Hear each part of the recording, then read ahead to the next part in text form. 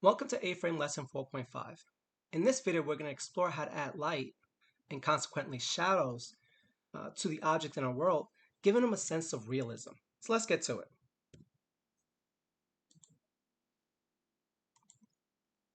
So let me orient you to what we have so far. So we got the basic template plus a couple of additional objects. We have a cone that's going to sit up top, which I'll explain it later in the video. And we also got this sphere that's kind of like orbiting over us. You kind of get a sense as to what we're going to do with that sphere. All right, so if we go to AFrame IO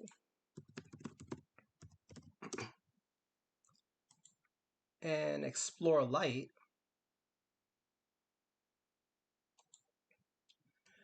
you'll notice a couple of things. I'm just going to scroll down to this portion, light types.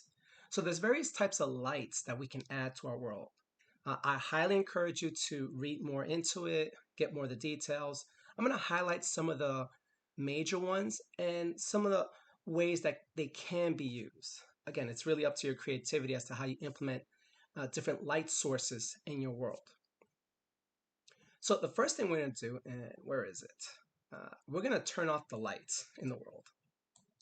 Because by default, like so many other things in AFrame, you are provided default items so for instance, if you don't add a camera, you'll get a camera. If you don't add light, you'll get a light source. So we're going to disable the light.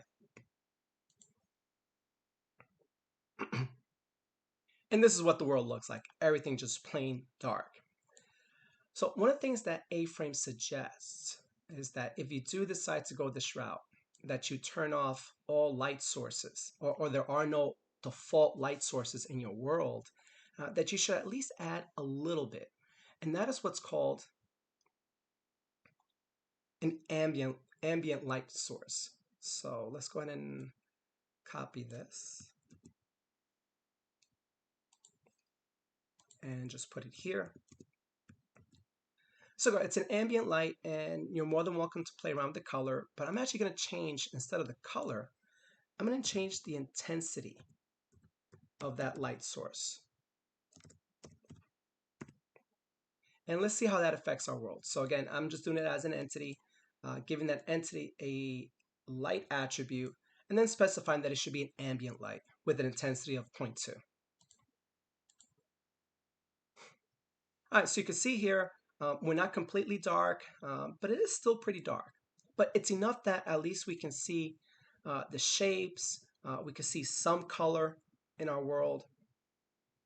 All right, so let's do something a little more sophisticated. So we see that we have this orbiting sphere. Let's let that be a light source, similar to the sun. Well, except the fact that the sun doesn't orbit around us. I want to make sure that's clear. We orbit around the sun. All right, so inside of the sphere, we're going to make the sphere a light source. And let's make it a different one. So for this type, we're going to explore directional. So again, depending on where the light source is coming from, it's going to aim in a certain way. Right, so let's do that. And we'll call it directional. And we'll give it an intensity of 0.8. And let's see how that affects our world. Okay. All right, so you can see here, we were able to see the objects as the light source was there. The minute the light source starts to go below, below the plane, we'll notice that we kind of lose the sense of light in our world. But if you kind of take a hint from the sphere still kind of recognizes where the light source is coming from. And I'm just going to kind of bring it up here so you can see how, certain shadows on the shapes are already taking form. Now we could go further with the idea of shadow, and that's what we're going to do next. We're going to kind of combine our exploration of light and shadow together in that when objects receive light, they should cast a shadow on the ground. So for that, we got to do a couple of things. And just so you know, I believe there's its own category that talks about shadow. So, since we're here, might as well talk about it. So the first thing we have to do is we have to specify that the light source that we're introducing into our world can cast a shadow. So let's do that. So we're going to go here. We're going to specify that this sphere, our sun, is able to cast a shadow. But then we also have to specify, if you go here, that which objects can receive shadows. In this case, they specified false, but we're going to specify true. All right, so let's do a couple. So let's say our box can receive a shadow.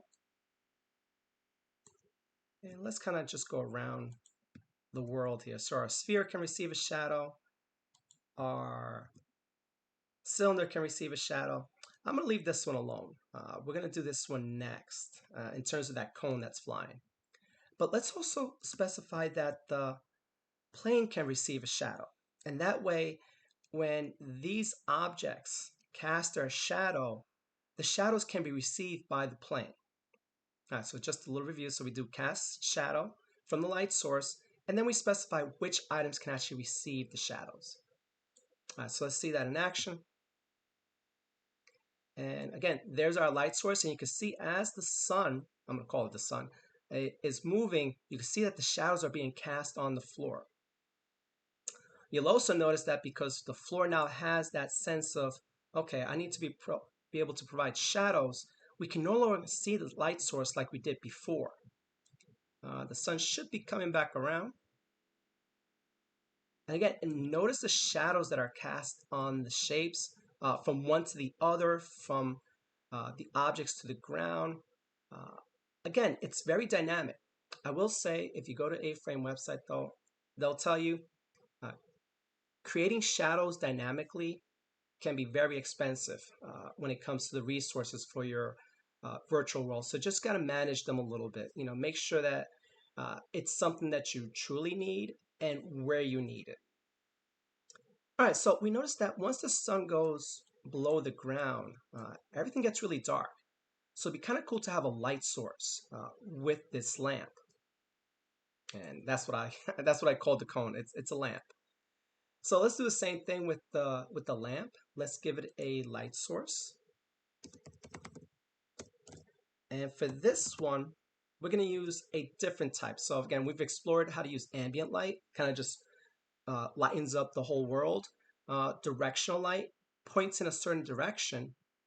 And then we're going to use point. Now, the difference between directional and point is that directional has no limit to the light source. So if something was 100 units away, it would still receive the light source. A point, though, a point has a limit to how far the light will shine. And again, we'll see that here in a second. And while we're at it, we might as well also specify that this light source can also cast a shadow. Nothing else has to be done with the other components in terms of receiving, because they'll just receive shadows from whatever light sources are available. And we're gonna manipulate this particular light source through JavaScript. So I'm gonna specify that the intensity of this light source is 0. And I got a little bit of code here. Just kind of copy and paste.